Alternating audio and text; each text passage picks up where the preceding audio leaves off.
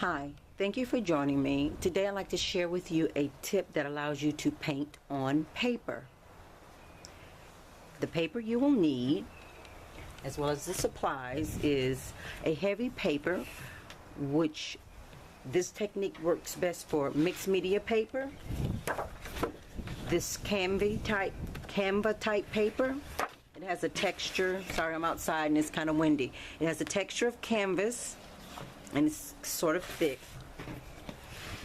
Or just cold pressed watercolor paper. Any brand, it doesn't really matter. The reason that you're using these papers is because they are thicker than the regular drawing paper. You will also need a paintbrush, or should I say a gesso brush, and some gesso. And this is just some cheap gesso I picked up at discount. Now what will happen, I'll show you. Treat the paper just as you would treat regular canvas. So I'm not sure if you can hear this or kind of see. This is really kind of flexible. It's almost watery. It feels like the polymers in acrylic painting, or should I say acrylic paint. And this one, I want you to be able to hear that. That has been covered once in the gesso. You hear the sound of it? This is a little heavier, and this was covered twice. Should I say 2 coats of gesso?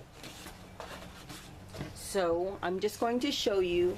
This paper will just ripple a little, but watercolor paper does that. Watercolor paper will kind of lift up if you don't tape it down. So if you want to tape these down, you can, but I don't tape them down. I let them do what they're doing. I paint the gesso on here and then I set it on a drying rack to dry. And so this gesso is somewhat cheap.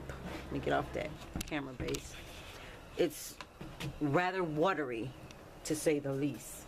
So I just want you to see, I'm just going to put it on there, nice generous amount. I'm not being nice and neat with it. It doesn't matter. You're going to cover all of this up. You will notice some of the texture, or should I say brush marks on it in the gesso. Paint all the way to the edges on all 4 sides. That's all you have to do. So I've done this once, and this is the same technique that I did.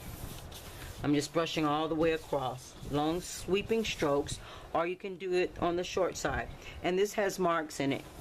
If you want yours smooth, then take more care with it, but I don't take care with it because I'm going to load it with paint. And then we set it aside and let it dry. So this is wet.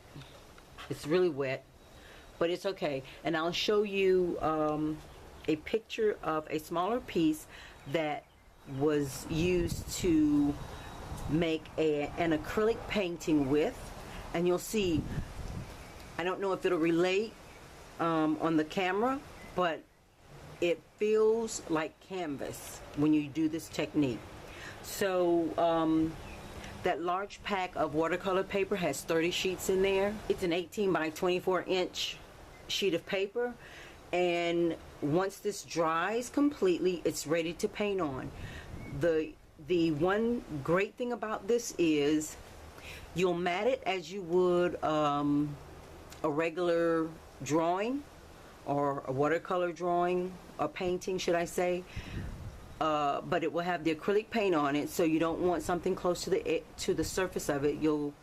A framer will know how to mat that and keep the glass from touching the actual surface of the painting.